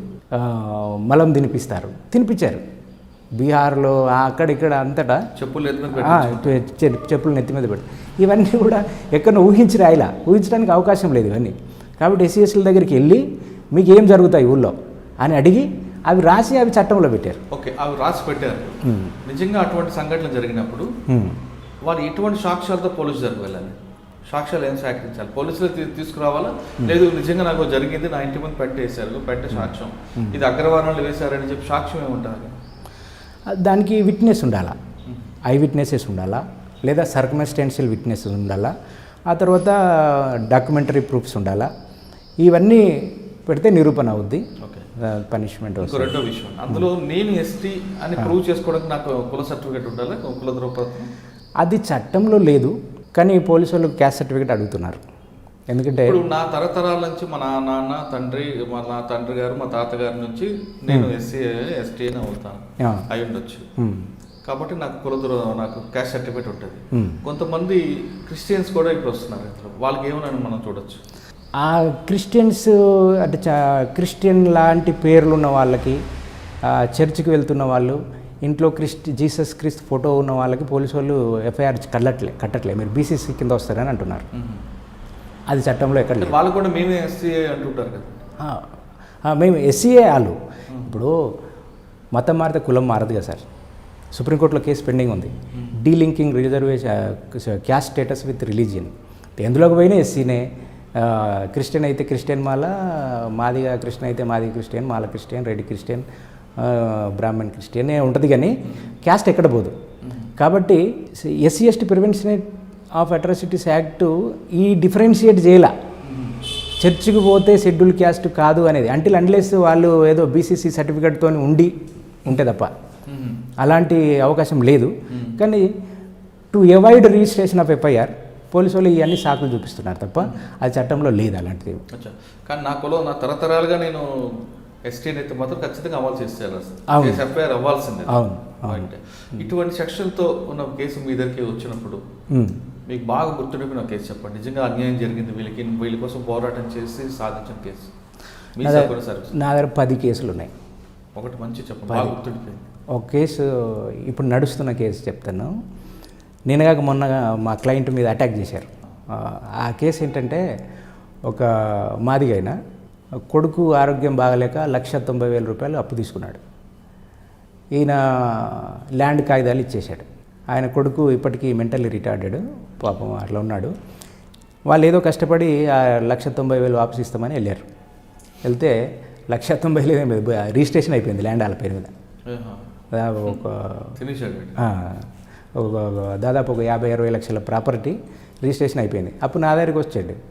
ఈయన నిలబడి ఫోటో దిగి సంతకాలు పెట్టి రిజిస్ట్రేషన్ చేసి వచ్చాడు. అదేంటిది అగ్రిమెంట్ అని వాళ్ళు చెప్పారు. ఇది రిజిస్ట్రేషన్. ఈయనకి అగ్రిమెంట్కి రిజిస్ట్రేషన్కి తేడా తెలియదు. కానీ ఈయన వెళ్ళినట్లుగా ఉందా? ఇప్పుడు రిజిస్ట్రేషన్ ఊరికే కాదు కదా సార్. రిజిస్ట్రేషన్ ఆఫీస్కి వెళ్ళి ఫోటో దిగాలి, వేలి ముద్రలు ఇవన్నీ ఉంటాయి కదా. ఇవన్నీ ఆ కాగితాలు పట్టుకొని వచ్చాడు. ఏంటంటే నువ్వు అమ్ముకున్నావా అని అంటే, అమ్మలేదు సార్, నేను అగ్రిమెంట్ అన్నాడు, మళ్ళీ డబ్బులు ఇచ్చేస్తే కాగితాలు ఇస్తా అన్నాడు. అంటే అది కాదు, నీకు జరిగింది ఇది అని అంటే, అప్పుడు ఏం చేసాము, సివిల్ కేసు వేయాలి, cancellation of registration. Civil case నడిపించాలంటే చాలా ఖర్చుతో కూడుకున్న పని సార్. ఎవరైనా సరే కోర్టు ఫీజు కట్టాలా, డాక్యుమెంటేషన్, విపరీతమైన డాక్యుమెంటేషన్ ఖర్చు. సో ఇదంతా నేను డబ్బులు తెచ్చుకో సివిల్ కేసు వేద్దాము, నిన్ను చీట్ చేసినందుకు క్రిమినల్ కేసు కూడా పెడదామని చెప్పా. క్రిమినల్ కేసు పెడితే అసలు ఎఫ్ఐఆర్ కాల. ఒక 2 సంవత్సరాలు ఒక 10 కంప్లైంట్లు పెట్టి ఎన్హెచ్ఆర్సీ రాజు అది ఇది చేస్తే ఒక ఎఫ్ఐఆర్ అయింది. ఒక ఎఫ్ఐఆర్ చేస్తే ఆ పోలీస్ ఆఫీసరు సర్కిల్ ఇన్స్పెక్టర్ కూడా మాదిగానే. ఆయన ఎఫ్ఐఆర్ చేసి ఎమ్మటే క్లోజర్ రిపోర్ట్ వేశాడు ల్యాక్ ఆఫ్ ఎవిడెన్స్ అని. ఒకటి, ఈయన ల్యాండ్ని మ్యూటేషన్ చేసింది ఒక షెడ్యూల్ క్యాస్ట్ ఎంఆర్ఓ. నేను ఇద్దరికి చెప్పాను, మీరు ఇద్దరు షెడ్యూల్ క్యాస్ట్ ఆఫీసర్స్, ఈ పేదోడు చట్టం ప్రకారము నువ్వు మ్యూటేషన్ చేయాలంటే నోటీస్ ఇవ్వాలి, ఆబ్జెక్షన్స్ తీసుకోవాలి, ఏదైనా ఆబ్జెక్షన్స్ జెన్యున్ ఆబ్జెక్షన్స్ ఉంటే మ్యూటేషన్ ఆపాలి. కానీ ఆపలా. ఈ ఒక షెడ్యూల్ కాస్ట్ పోలీస్ ఆఫీసర్ ఏమో క్లోజర్ రిపోర్ట్ చేసి ఈయన కేసు క్లోజ్ చేశాడు. ఒక షెడ్యూల్ కాస్ట్ రెవెన్యూ ఆఫీసర్ ఏమో ఈయన ల్యాండ్ అవుతుందని మ్యూటేషన్ చేసేసాడు. అంటే ఈ కేసులో చాలా ఎందుకు చెప్తున్నానంటే చాలా టిపికల్ కేసు. ఆయన వచ్చి సివిల్ కేసు నడపాలంటే డబ్బులు కావాలంటే నేను 2000 ఉన్నాయి సార్ అన్నాడు. 2000 నేను క్లర్క్కి ఇవ్వాలన్నా, టైపిస్ట్కి ఇవ్వాలన్నా, జిరాక్స్కి ఇవ్వాలన్నా, ఇది కాదు అని అన్నా. మరి ఏం చేయాలి సార్, ఎట్లా చేయాలి సార్ అని అంటే, నిజంగా నీదే భూమి అయితే నువ్వు నీ భూమి కాపాడుకోవాలంటే నువ్వు ఒక వెళ్తా 2000కి 2 కొబ్బరి బొండాలు నరికే కత్తులు వస్తాయి, కొనుక్కొని పోయి పొలం కాడ కూర్చో అని చెప్పాను. అదేం సార్ అట్లా అంటున్నాను. అది కూడా నీకు చట్టంలో అవకాశం ఉందా? నీ ప్రాణాన్ని నీ ఆస్తుల్ని కాపాడుకోవడానికి ఐపీసీ ప్రకారం సెల్ఫ్ డిఫెన్స్ ఉంది. నిజంగా నీది భూమి అయితే నువ్వు అట్లా కూడా కొట్లాడుకోవచ్చు అని చెప్పిన. సార్ ఇక కత్తి అవసరం లేదు సార్, రాయెత్తి చంపుతా 2000 ఎందుకు అని పోయి భూమి కాడ కూర్చున్నాడు. మొత్తం భార్య పిల్లలు పోయి అన్నే ఉన్నారు. ఇప్పటి వరకు కబ్జా మీదకి రాలే, ఏది చీట్ చేసినవాడు కబ్జా మీదకి రాలేదు. కానీ దాంట్లో సివిల్ కేసు కూడా ఫైల్ చేశారు. తర్వాత కొంచెం డబ్బులు తెచ్చుకున్నారు, సివిల్ కేసు నడుస్తుంది. సివిల్ కేసు నడుస్తున్న క్రమంలో మొన్న కేసు అటెండ్ అయ్యాలి. 17వ తారీఖు కేసు అటెండ్ అయ్యి వెళ్ళిపోతుంటే వెనకకెళ్ళి బండితో కొట్టేశారు. కాలు ఇరిగిపోయింది. గాంధీనగర్ హాస్పిటల్ ఉంది ఇప్పుడు. అంటే భూములు షెడ్యూల్ క్యాస్ట్ షెడ్యూల్ ట్రైబ్స్ భూములు తీసుకోవడానికి ఇలాంటి ప్రాక్టీసెస్ అంతటా జరుగుతున్నాయి.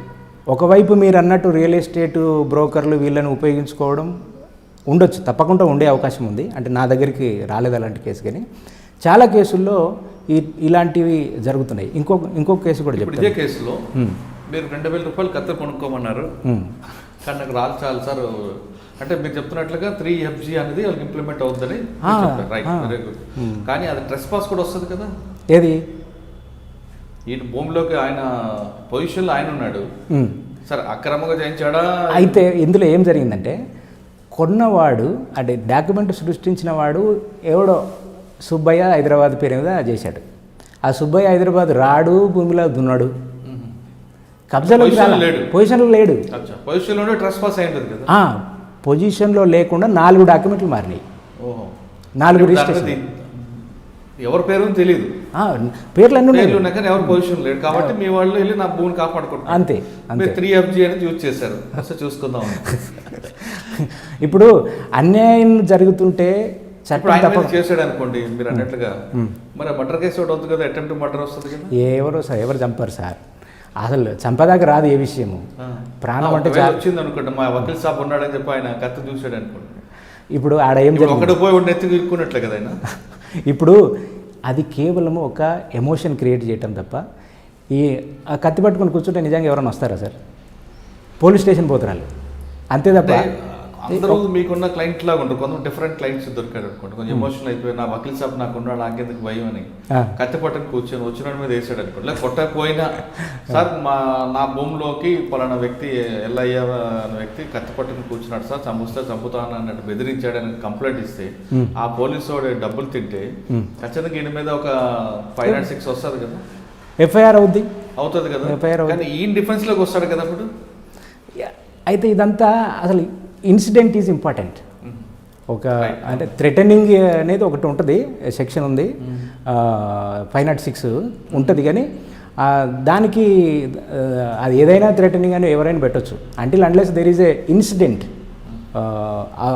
జరిగేంత వరకు పెద్ద మొత్తానికి మీ క్లయింట్కి 3FG అనేది ఇంకోటి చెప్తాను. ఇంకో కేసులో కూడా అంటే ఇంకో కేసులో కూడా సిమిలర్ షెడ్యూల్ క్యాస్ట్ ల్యాండ్. ఈ కేసులో కమ్మోలు ఆక్రమించారు. అక్కడ schedule caste MRO, schedule caste SI వాళ్ళు కూడా ఏం కోఆపరేట్ చేయరు. అంటే దే గో ముందు అన్నీ ఉండవండి. ఒకటి. రెండవది ఫ్లో విత్ ద ఏది ఎటువైపు మొగ్గు చూపితే అటే బాధితుల వైపు నిలబడదామనేటటువంటి ఆలోచన ఏ ఆఫీసర్లకి తక్కువ. ఇప్పుడు మీరు మీకున్న అనుభవంతో కృషి చేసి ఒక FIR చేయించి అందులో అక్విట్ కాకుండా కన్వర్షన్ తీసుకొచ్చిన కేసు ఉందా? ఏది లేదు సార్. అంటే ఇప్పుడు అంటే నేను చేసిన కేసులు నా దగ్గర 20 కేసులు పెండింగ్ ఉన్నాయి. నడుస్తున్నాయి అంతే. కానీ మీకు బాగా కృషి చేశాను ఈ కేసులో, నిజంగా ఆ సెక్షన్ ఆయనకు తెలిసిన సెక్షన్ వాడుకోక ఆయన పూర్తిగా ఆయనకి ఎవరు సపోర్ట్ లేరు, ఒక నిరుపేదతుడు, అటువంటి వాళ్ళకి నేను సహాయం చేశానని ఆయన గుర్తుండే కేసు ఉందా? చాలా ఉన్నాయి సార్. ఒకటి చెప్పు. ఒక కేసులో షెడ్యూల్ క్యాస్ట్ పిల్లోని మూత్రం తాగిచ్చారు కొట్టి.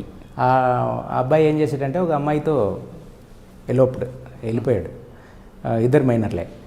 అయితే ఆ కేసులో వాళ్ళు ఏం చేశారనంటే రేప్ కేసు పెట్టారు.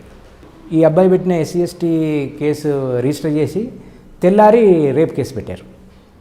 తెల్లారే rape case, counter case, general common phenomena SC ST కేసులో ఇది కాగానే అది అవుతుంది. 354 కానీ 376 కానీ వచ్చేస్తుంది. అది ఆ కేసులో నేను హైకోర్టులో క్వాష్ పిటిషన్ వేస్తే హైకోర్టులో బెయిల్ రాలా, అంటే క్వాష్ కాలే, స్టే కూడా రాకుంటే అది జరిగింది నా నేటివ్ ప్లేస్. నేను చాలా ఛాలెంజ్గా తీసుకున్నా. వాళ్ళు ఇచ్చే ఫీజు చాలా మినిమం చేయటానికి. కానీ ఆ కేసు కోసం నేను చాలా స్ట్రగుల్ పడ్డా. ఆదిలాబాద్ కోర్టులో యాంటిసిపేటరీ మూవ్ చేశాను. రేప్ కేసులో యాంటిసిపేటరీ కంప్లీట్ రూల్డ్ అవుట్. అందరూ రేపులో యాంటిసిపేటరీ ఏంటా, ఎఫర్ట్ అంతా వేస్ట్ అని. కానీ వెళ్తే అక్కడ ఒక మంచి రాహుల్ అని మా కొలీగ్ ఉంటాడు, మంచి నేను క్లియర్గా డ్రాఫ్ట్ చేసి పంపించా. ఫైలింగ్ అయిపోయింది, ఆర్గ్యుమెంట్ అయిపోయింది. జడ్జి చాలా కీన్గా స్టడీ చేశాడు కేసు, అసలు వాట్ ఈజ్ వాట్ అని స్టడీ చేసి ఆ రేప్ కేసులో యాంటిసిపేటరీ బెయిల్ ఇచ్చాడు. అదొకటి నాకు చాలా. రేప్ కేసులో ఎలాగొచ్చిందంటే బెయిల్ అంటే సర్కమ్స్టెన్సెస్ మొదటి నుంచి నేపథ్యం, ప్రతి కేసు కూడా ఒక బ్యాక్గ్రౌండ్ ఉంటుంది. ఆ బ్యాక్గ్రౌండ్ని అర్థం చేసుకుంటే అసలు ఇక్కడికి ఎందుకు వచ్చాము, ఈ స్టేజ్కి ఈ కేసు ఎందుకు వచ్చింది అనేది తెలిస్తే ఎవరైనా కన్విన్స్ అవుతారు. ఆ కేసులో ఏంటంటే వాస్తవంగా ఏంటంటే ఆ అబ్బాయి తప్పేం లేదు, అమ్మాయి తీసుకొని వెళ్ళింది. దానికి మేము ఏం చేసామనంటే అమ్మాయి ఫోన్ కాల్స్ అన్నీ ట్రాక్ చేసి ఆ డాటా తీసి అమ్మాయి ఫోన్ చేసినట్టు, ఆ అమ్మాయి వచ్చి అబ్బాయిని తీసుకొని వెళ్ళేటప్పుడు వీడియో రికార్డింగ్ కూడా సంపాదించాము. అంటే ఇందులో అబ్బాయి కేవలం అమ్మాయిని ఫాలో అయ్యాడు. అక్కడ ఏం జరిగితే జరగవచ్చు, కానీ ఆ సర్కమ్స్టెన్సెస్ అనేది ఈ innocent boy is implicated in rape case అది. సో అందుకని ఇద్దరు 17 ఇద్దరు 17 దీంట్లో వచ్చిందా. పోలీసులు చాలా అపోజ్ చేశారు. టీఆర్ఎస్ పార్టీ కుటుంబం అమ్మాయి వాళ్ళు చాలా అపోజ్ చేశారు. డిఎస్పీ స్వయంగా వచ్చి కౌంటర్ ఫైల్ చేశాడు. అంటే డిఎస్పీ వచ్చి కౌంటర్ ఫైల్ చేయడం రేరు ఏదైనా కేసులో. కౌంటర్ ఫైల్ రిటర్న్ చేశాడు. మామూలుగా ఓరల్ సబ్మిషన్ చేస్తారు. కాకుండా మీకు ఒక గోల్ ఉంటుంది, మీరు అక్కడ చూసి వచ్చారు, మీరు ఆదిలాబాద్లో పేదలకు న్యాయం చేయాలి, పేదల కోసం తిరగడం, మావోయిస్టు పార్టీలో ఉన్న వాళ్ళకి అక్రమ కేసులు, అటువంటి కేసులు వస్తే మీరు ఏ విధంగా స్పందిస్తారు? ఏ కేసులోనే జెన్యూనిటీ, లీగల్ పాయింట్ చూస్తాం సార్. దాన్ని బట్టి ప్రొసీడ్ అవుతాం. అంటే మీ గోల్ ఏముందంటే అసలు? నా గోల్ అంటే అడ్వకేట్గా నా గోల్ ఏంటంటే నేను ఒక మానవ హక్కుల న్యాయవాదిగా పనిచేయాలనేది కోరిక. ఆ వైపుగానే నేను పని చేస్తూ ఉన్నాను నా సాధ్యమైనంత మేరకు. ఇంకొక క్వశ్చన్ అడుగుతాను, లేమైన క్వశ్చన్. నా కులం పేరు మీద నాకు దూషించారని కంప్లైంట్ ఇస్తాను. నేను నిజంగా ఎస్సీ ఎస్టీ నేను పోలీస్ స్టేషన్కి వెళ్ళినప్పుడు ఏ ఆధారాలు తీసుకుని వెళ్ళాలి? ఇప్పుడు సాక్ష్యాధారాలు సార్, సాక్ష్యాధారాలు అంతే. సాక్ష్యాధారాలు ఇంపార్టెంట్. అది లేకుండా కేసు పోయినట్టే, సాక్ష్యం లేకుండా కేసు పోయినట్టు. అంటే తిట్టినప్పుడు ఎవరు ఉండరు, అప్పుడు ఏం చేయాలని? ఉండనప్పుడు తిట్టి ఉండటానికి కారణాలు ఏంటో నిరూపించుకోవాలా. ఆ సర్కమ్స్టెన్సెస్ బ్యాక్ వెళ్ళి ఆ సర్కమ్స్టెన్సెస్ అన్నది చెప్పాలా. ఆ సర్కమ్స్టెన్సెస్లో కూడా ఏమన్నా విట్నెస్ ఉందో చూడాలి. పలానా రోజు పలానా దగ్గర మా ఇద్దరికి అక్కడ గొడవ అయింది, దాని రిజల్టే ఇక్కడ ఆయన కులంతో తిట్టాడనన్నా చెప్పుకోగలగాలి. ఈ witness is important sir. Criminal Lalo witness లేకుండా ఏం చేయలేము. కానీ ఇన్ని కేసుల్లో కూడా శిక్షలు పడకుండా లాస్ట్కి వచ్చేసరికి ఎందుకంటే కాంప్రమైజ్ అయితే మన దీనికి కేవలం ఎస్సీ ఎస్టీ కేసులోనే కాదు సార్, ఏ కేసుల్లోనూ శిక్షలు పడవు. దీనికి కారణం ఏంటంటే మన system accused centric, victim centric కాదు. విక్టిమ్కి రైట్స్ ఉంటాయి. Every accused has to be treated as a innocent until unless is convicted. కాబట్టి ఆ వైపు నుంచే మన జ్యుడిషియరీ కానీ మన అండర్స్టాండింగ్ అనేది ఉంటుంది. తర్వాత ఏ కేసునైనా కూడా ప్రూవింగ్ బియాండ్ రీజనబుల్ డౌట్, అంటే ఏ మాత్రం అనుమానం లేకుండా నిరూపించాలి, అయితేనే శిక్ష పడుతుంది. లేకుండా బెనిఫిట్ అవుట్ డౌట్ కింద తీసేస్తారు. అది బాధితురాలు కూడా లాస్ట్ వరకు ఉంటారు కదండి, ఎందుకు నష్టాలు అయిపోతారు? ఒకటి థ్రెట్స్ సార్, నేను ఫస్ట్ చెప్పిన కేసు థ్రెట్. 2 వల్నరబిలిటీ అంటే తెలుగులో ఏమంటాం, వీళ్ళు అంటే కొట్లాడలేరు, పోరాటం శక్తి లేక. 3వది కాంప్రమైజ్. ఇప్పుడు ఎస్సీ ఎస్టీలో కూడా అటు కేసు కట్టంగానే ఇటు కొంతమంది దళారులు తయారవుతారు, అటు ఇటు మాట్లాడి ఇంత ఇస్తారు అంత ఇస్తారు ఇంత ఇస్తారు, అది అలాంటి బ్యాచ్లు కూడా ఉన్నాయి. సో అది కూడా ఒక కారణం.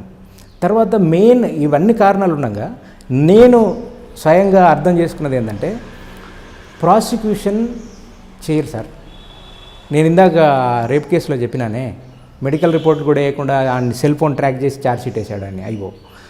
ఐఓలు ఇంపార్టెంట్ సార్. ఇప్పుడు ఒక ఎస్సీ ఎస్టీ కేసులో ఛార్జ్షీట్ వేయాలంటే చాలా రకాలైనటువంటి ఎవిడెన్స్ గ్యాదర్ చేయాలి. ఈ ఐఓకి 10 కేసులు ఉంటాయి. ఈ 10 కేసుల్లో అయిన బర్డెనే, ఒక కేసు మీద ఎన్ని రోజులు టైం పెట్టగలడు ఆయన. కాబట్టి ఇదంతా అంటే ఇన్ఫ్రాస్ట్రక్చర్ లేదు, విల్లింగ్నెస్ లేదు ఇన్వెస్టిగేషన్కి. సో ఇదంతా count, it all reasons will be counted and resulted ending up in acquittals. అన్ని కేసుల్లో ఇంతే. ఓకే, ఇకపై ఎస్సీ ఎస్టీ సెక్షన్స్ కఠినంగా అమలు జరగాలి, వాళ్ళు ఎవరైతే నిందితులు ఉన్నారో వాళ్ళు కఠినంగా శిక్ష పడాలంటే సిస్టమ్ ఏం చేస్తుంది బాగుంటుంది సార్? ఎస్సీ ఎస్టీ యాక్ట్లో 3 కాంపోనెంట్ ఉంటాయి సార్. దాని ఉద్దేశం ఏంటంటే, దాని పేరు SC ST prevention of atrocities act. Prevent అంటే నిరోధించడం, అత్యాచారాల నిరోధక చట్టం. అత్యాచారాలు జరిగిన తర్వాత చేసే పనులు వదిలేసి అత్యాచారాలు జరగకముందు ఏం చేయాలో చెప్తుంది ఈ చట్టం. ఈ ప్రివెంటివ్ మెజర్స్ అనేటివి చట్టంలో ఉన్నాయి. ఉదాహరణకి మనకు వర్షం వస్తుందంటే ఒక పల్లెల్లో సాయంత్రం వర్షం వస్తుందా లేదా అని చెప్పేస్తారు రైతులు. అట్లనే మనం కనుక దృష్టి పెట్టి చూడగలిగితే ఇంకో వారం రోజుల్లో అట్రాసిటీ జరుగుతుందా లేదా చెప్పవచ్చు మన పల్లెల్లో. ఎందుకంటే అట్రాసిటీ అనేది యాక్సిడెంట్ కాదు సార్, ఎప్పుడు అదొక ప్రాసెస్. అందుకనే అట్రాసిటీలు జరగటం అనేది ఒక ప్రాసెస్ కాబట్టి దానికి ప్రివెంటివ్ మెజర్స్ పెట్టారు చట్టంలో. అట్రాసిటీస్ జరగకుండా ఆపటం అనేది చాలా ఇంపార్టెంట్ కాంపోనెంట్. సెకండ్ కాంపోనెంటే ప్రివెంటివ్, పునిటివ్, రిహాబిలిటేటివ్. పునిటివ్ అని అంటే అమలు చేయాల్సిన అధికారులు చేయకపోతే వాళ్ళకి శిక్షలు పడతాయి. ఇది ఏ చట్టంలో లేదు, ఇంకా ఈ చట్టంలో తప్ప వేరే చట్టంలో లేదు. రిహాబిలిటేటివ్ అంటే విక్టిమ్స్కి డబ్బులు ఇచ్చేది ఉంటుంది. ఈ 3 కాంపోనెంట్స్ ఉన్నాయి.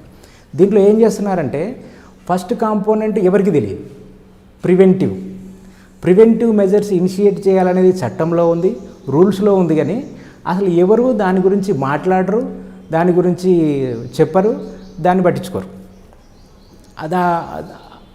దాంట్లో ఏముంటుందంటే, అట్రాసిటీస్ జరుగుతాయనే విషయం తెలుసుకొని ప్రివెంట్ చేయాలనే విషయాలు దాంట్లో ఉన్నాయి చాలా క్లియర్గా. ఉదాహరణకి ఏదైనా ఇప్పుడు మనకు చుండూరు, కారంచేడు లాంటి ఇష్యూస్ తీసుకోండి. అవి ఒక 10 days to 15 days ప్రాసెస్ తర్వాత అవి జరిగినాయి, సడన్గా జరగల. ఒక కేసులో ఏంటంటే, ఒక సువార్తన ఎవరో నీళ్ళ కాడిపోతే చెరువు దగ్గర నీళ్ళు తీసుకోకపోతే ఆడ గొడవ షురు అయ్యి అది ఒక వారం 15 రోజుల్లో మర్డర్లకు దారితీస్తుంది. తర్వాత చుండూరులో ఏంటంటే, సినిమా హాల్లో కాలు తగిలిన దగ్గర షురు అయ్యి అది మర్డర్స్ దాకా పోతుంది. అంటే ఈ గ్యాప్లో పోలీసు వాళ్ళు, రెవెన్యూ వాళ్ళు చేయాల్సిన పనులు చాలా ఉన్నాయి. ముందే దాన్ని అక్కడ ఆపేయాలి. అలాంటి ప్రివెంటివ్ మెజర్స్ చేయాల్సినటువంటి మెకానిజం లేదు మనకి, చట్టంలో ఉంది ఆ మెకానిజం ఎవరు? మళ్ళీ రెవెన్యూ అడ్మినిస్ట్రేషన్. మీరు చెప్తున్న ఒక ఇష్యూ జరిగింది, ఆ స్టార్టింగ్ స్టేజ్లోనే దాన్ని ఐడెంటిఫై చేసి క్లోజ్ చేసి ఇష్యూ ఉండదు. ఎస్, ఒకవేళ చేయలేదనుకోండి, ఆ చేయాల్సిన సిస్టమ్ మీద, ఆఫీసర్ల మీద కూడా సెక్షన్ పెట్టచ్చా? అది పెట్టొచ్చు, కానీ అలాంటిది ఇప్పటివరకు ఎక్కడ పెట్టాల. అయితే ఇప్పుడు ప్రివెంటివ్ మెజర్స్ కలెక్టర్ బాధ్యత సార్. ప్రతి జిల్లాలో collector is the vigilance and monitoring committee chairman, రాష్ట్రంలో ముఖ్యమంత్రి గారు చైర్మన్. ఈ చాలామంది కలెక్టర్లకు వాళ్ళు ఎస్సీ ఎస్టీ యాక్ట్ కింద ఒక కమిటీ ఉంటుంది. ఆ కమిటీకి మేము చైర్మన్ అనే విషయం తెలియదు. అంటే వాళ్ళు 100 కమిటీలకు ఉంటారు, వాళ్ళు తప్పేమూ లేదు. వాళ్ళని 100 కమిటీలకు చైర్మన్లను చేస్తారు. అందులో ఇదొక కమిటీ. ఇది 3 నెలలకు ఒకసారి మీటింగ్ జరగాల, 3 సంవత్సరాలు కూడా ఒక మీటింగ్ జరగదు.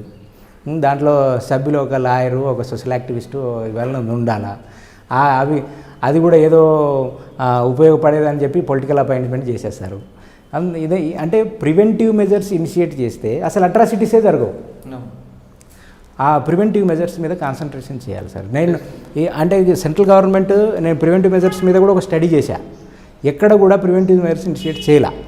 కొన్ని అట్రాసిటీ 98 ఆ పీరియడ్లో బీహార్, ఛత్తీస్గఢ్, తమిళనాడు, కర్ణాటక, ఆంధ్రప్రదేశ్ రాష్ట్రాల్లో కొంత ప్రివెంటివ్ మెజర్స్ చేశారు. ఏంటి ప్రివెంటివ్ మెజర్స్ అంటే, ఓ జీబుకి మైకు కట్టుకొని ఎస్సీ ఎస్టీలని అవమానించరాదు, వాళ్ళని బాయికాడికి నీళ్ళు తోడుకొని వాళ్ళని ఓటేయనియాలా, వాళ్ళని రోడ్డు మీద నడవనియాలా, ఇవన్నీ ప్రచారం చేసేవాళ్ళు. That is preventive measures. అవి ఇప్పుడు ఎక్కడ చేస్తున్నారు? చట్టం వచ్చిన కొత్తలో కొన్ని చేశారు. మళ్ళీ చట్టం రావటం కూడా పెద్ద అదొక బ్యాక్గ్రౌండ్ వద్దులండి, చాలా పెద్ద స్టోరీ. చట్టం రావటానికి కూడా కేవలం గవర్నమెంట్ లా మేకర్స్ ఇంట్రెస్టే కాదు, దానికి పెద్ద స్ట్రగుల్. 85లో కారం సీటు జరిగితే 87లో చట్టం వచ్చింది. 91లో చుండూరు జరిగితే 95లో రూల్స్ వచ్చినాయి. దానికి ఒక ఎవల్యూషన్ ఉంది. ఆ చట్టం రావటానికి వచ్చినాక దాన్ని కాపాడుకోవడానికి కూడా కొట్లాడమే, అమలు చేసుకోవడం తర్వాత విషయం. ముందు అది ఉందే చూసి కనీసం సూచన మాకు ఒకటి ఉంది. అండ్ తప్పకుండా మిస్యూజ్ అనేది జరుగుతూ ఉంది. కానీ నిజమైన బాధితులకు మాత్రం చట్టం అందుబాటులో ఇంకా రాలేదు సార్. మీరు అన్నట్టు ఎస్సీల్లో మాత్రమే కొంచెం అవేర్ అయ్యి ఎడ్యుకేషన్ ఉన్నటువంటి గ్రూప్స్ యూజ్ చేసుకుంటున్నారు, కానీ ఎస్టీల్లో అసలే లేదు. ఎస్టీలో లంబాడాలు యూజ్ చేస్తున్నారు, కానీ గోండ్స్, ప్రధాన్స్, కోయాస్ అసలు ఎస్సీ ఎస్టీ యాక్టే తెలియదు వాళ్ళకి. నేను ఒక కేసులో మణుగూరులో ఒక కోయ కమ్యూనిటీకి సంబంధించిన వ్యక్తి భూమిని గవర్నమెంట్ అధికారులు ఆక్రమిస్తున్నారు. ఎస్సీ ఎస్టీ యాక్ట్ కింద గవర్నమెంట్ అధికారుల మీద కూడా కేసు కట్టవచ్చు. కంప్లైంట్ పెట్టించాం. కంప్లైంట్ పెట్టించిన తర్వాత ఎఫ్ఐఆర్ కాల 6 నెలలు అయింది. ఎస్పీకి పెట్టించాం, ప్రాసెస్ ప్రకారం అన్నీ చేసాం, అయినా ఎఫ్ఐఆర్ కాల. నెక్స్ట్ ప్రాసెస్ చేస్తున్నాం. అంటే వాళ్ళకు ఉండే అవగాహన యాక్ట్ మీద తక్కువ.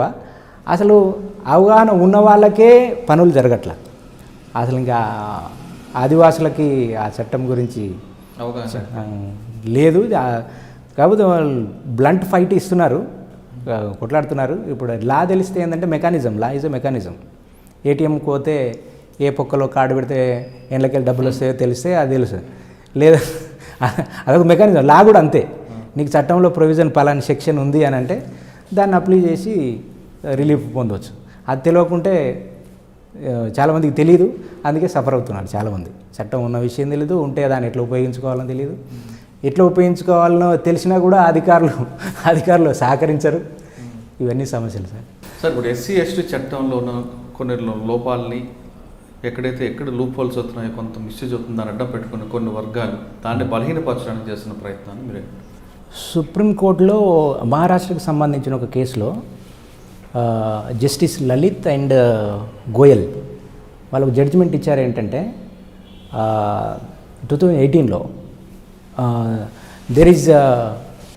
There will be no immediate arrest అని అన్నది సుప్రీంకోర్టు. henceforth there won't be any immediate arrest. And the purpose of having section 18 in SC/ST Prevention of Atrocities Act is to the CRPC 438 anticipatory bail is not applicable. ఇది offence అవుతే ముందస్తు bail ఇవ్వటం లేదు అనేది. అని సుప్రీంకోర్టు ఏం చెప్పిందంటే అసలు అరెస్టే లేదు అని చెప్పింది. అప్పుడు దేశవ్యాప్తంగా ఎస్సీ ఎస్టీలు ఒక ఉద్యమం నడిపించారు. ఒక 2 రోజులు దేశవ్యాప్తంగా దిగ్బంధం చేశారు. ఒక 12 మంది కాల్పుల్లో చనిపోయారు. అప్పుడు చనిపోతే సెంట్రల్ గవర్నమెంట్ అప్పటికప్పుడు ఆర్డినెన్స్ తీసుకొచ్చి రిస్టోర్ చేసింది. సుప్రీంకోర్టు అంటే ప్రెసిడెంట్, సుప్రీంకోర్టు చెప్పింది అంత పాల్గొవాలి. మళ్ళీ దాన్ని రిస్టోర్ చేయాలంటే పార్లమెంటు అమెండ్మెంట్ చేశారు. చేసిన తర్వాత సుప్రీంకోర్టు మళ్ళీ అప్హోల్డ్ చేసేది, ఆర్డినెన్స్ని అప్హోల్డ్ చేసింది. అంటే అరెస్ట్ చేయాలనే విషయాన్ని అంతకుముందు జస్టిస్ లలిత్ గోయల్ ఇచ్చిన జడ్జిమెంట్ని రివర్ట్ చేసింది సుప్రీంకోర్టు. సో దీని వెనుకున్న నేపథ్యం ఏంటంటే సామాజికంగా ఎస్సీ ఎస్టీల్లో వస్తున్నటువంటి చైతన్యం, అంటే మీరు అన్నట్టు నిజమైన బాధితుల్ని ఉపయోగించుకున్న అదొక ఆస్పెక్ట్ అయితే, చట్టాన్ని ఉపయోగిస్తున్నటువంటి సెక్షన్ ఒకటి తయారైంది. ఆ సెక్షన్ని ఉపయోగిస్తున్న గ్రూప్స్, సెక్షన్స్ ఏవైతున్నాయో వాళ్ళు హెడేక్గా తయారైనారు. ఇప్పుడు ఎస్సీ ఎస్టీ యాక్ట్ అనేది ఒక అదర్ సైడ్కి హెడేక్. సో దీన్ని తీసేయాలా అనేది ఒక ఉద్యమం లాగా జరుగుతుంది. ఎప్పుడు కానీ ఏ ఇష్యూలో కానీ రిటర్న్ రూల్స్ ఒకటి, అన్రిటర్న్ రూల్స్ ఒకటి ఉంటాయి సార్. సోషల్ ప్రొటెక్షన్ లెజిస్లేషన్స్ మీద అసలు బ్యూరోక్రసీకి కానీ, పోలీస్కి కానీ, జ్యుడిషియరీకి కానీ ఒక కన్సిడర్డ్ ఒపీనియన్ ఉంటుంది. అంటే సర్టెన్ కాస్ట్ నుంచి వచ్చినటువంటి ఆఫీసర్స్ ఏమవుతున్నాడో, నాతో ఒక పోలీస్ ఆఫీసర్ అన్నాడు, నేను ఎన్పిఏలో నేషనల్ పోలీస్ అకాడమీలో సిఎస్టీ యాక్ట్ మీద ఒక సెషన్ ఇచ్చా, అంత సూపర్ కాప్స్ డిఐజీ ర్యాంక్ ఆఫీసర్లకి. అందులో అంత సెషన్ అయిపోయినాక బయటకు వచ్చి టీ తాగేటప్పుడు ఒక ఆఫీసర్ వచ్చి, Karthik wonderful, very well researched, బాగా పనిచేసావు, కానీ do you know what is the end result of this legislation అంటే, వాట్ సార్ అన్న, all these are tongue cleaners, we know everything, నువ్వు చెప్పినవన్నీ తెలుసు మాకు, కానీ నాలుక గీసుకోవటానికి ఈ చట్టాలన్నీ డొమెస్టిక్ వైలెన్స్ యాక్ట్ కానీ, ఎస్సీ ఎస్టీ పిఓ యాక్ట్ కానీ, జువెనైల్ జస్టిస్ యాక్ట్ కానీ, చైల్డ్ రైట్స్ ప్రొటెక్షన్ యాక్ట్ కానీ, ఎవరు సమాజంలో వెనుకబడిన వర్గాలకు సంబంధించిన వాళ్ళు, వల్నరబుల్ సెక్షన్కి సంబంధించిన చట్టాలన్నిటి మీద కూడా ఎవరికి, నేను ముందు చెప్పానే, స్పెషల్ ఎకనామిక్ జోన్స్ యాక్ట్ వద్దని కొట్లాడాలా, ఎస్సీ ఎస్టీ యాక్ట్ ఏమో కావాలని కొట్లాడాలి.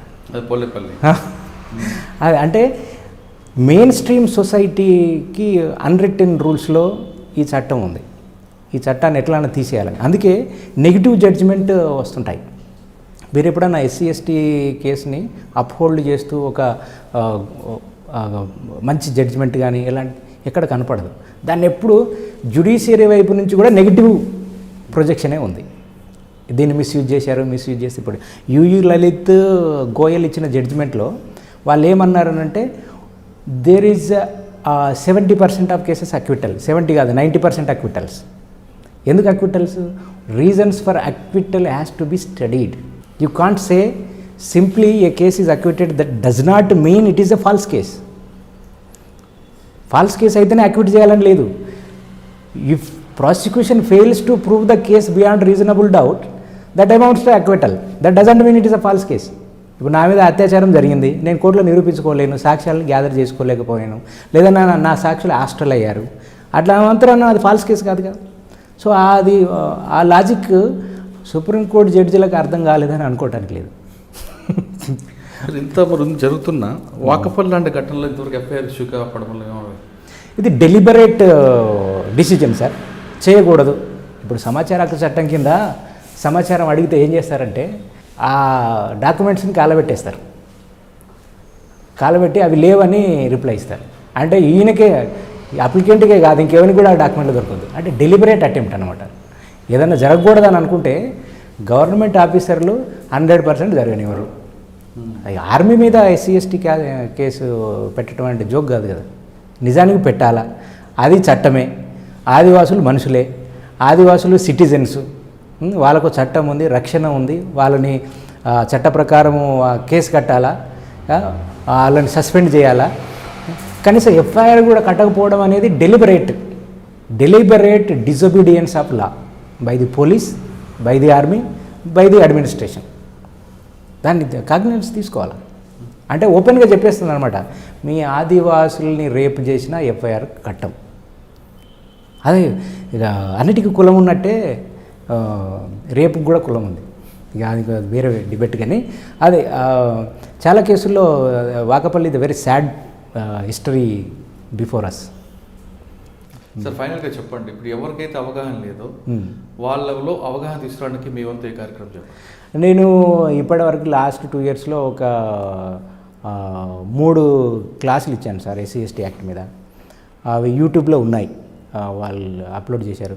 ఇంకోటి, నాకు రోజుకు కనీసం 2-3 ఫోన్ కాల్స్ అని వస్తాయి. ఏంటనంటే పోలీస్ స్టేషన్ గేట్ ముందట ఉండి, అన్న పోలీస్ స్టేషన్ వచ్చినాము, ఎస్ఐకి ఫోన్ చేయి అని అంటారు.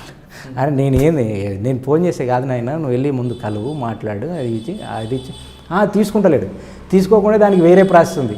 ఫోన్ కాల్తో ఎఫ్ఐఆర్ చేయించడానికి నేనేమైనా ఎమ్మెల్యేనా, నేనేమైనా ఎంపీ ఎమ్మెల్యేలు అయితే ఫోన్ కాల్తో ఎఫ్ఐఆర్లు అయిపోతున్నాయి. మనకు అట్లా కాదు, మనం కొట్లాడాలా. 3 రకాలుగా ఎఫ్ఐఆర్లు అవుతాయి సార్. ఒకటి 200 మందితోని ధర్నా పెడితే ఎఫ్ఐఆర్ అవుద్ది, లేదనంటే కోర్టులో వేసుకుంటే అవుద్ది. 3వది లోకల్ ఎమ్మెల్యేతో ఫోన్ చేపిస్తే అవుద్ది.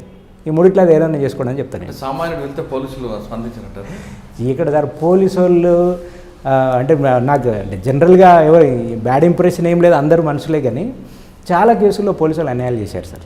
అంటే ఎస్సీ/ఎస్టీ కేసుల్లో నేను చెప్తున్నాను కదా, నాన్ షెడ్యూల్డ్ కాస్ట్ ఎస్సీ/ఎస్టీలే కాదు, షెడ్యూల్డ్ కాస్ట్ ఆఫీసర్లు కూడా అన్యాయాలు చేశారు.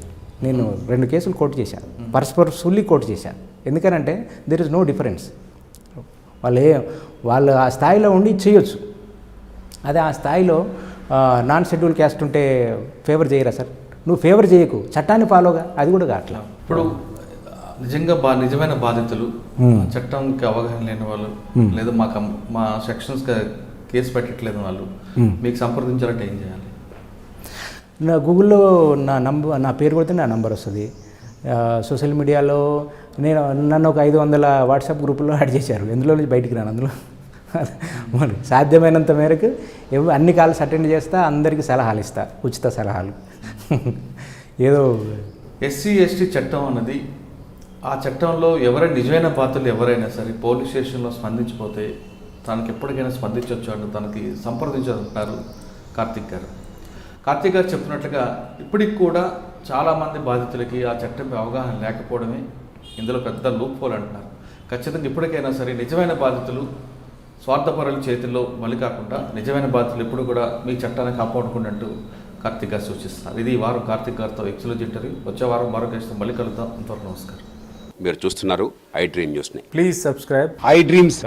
For more videos, Subscribe. I dream. Please subscribe for more videos. I dream. I dream. For more videos, Subscribe, I dream. Please subscribe. Subscribe I dream channel. Do subscribe. I dream. I dream ఛానల్ని subscribe చేయండి. Do watch I dream.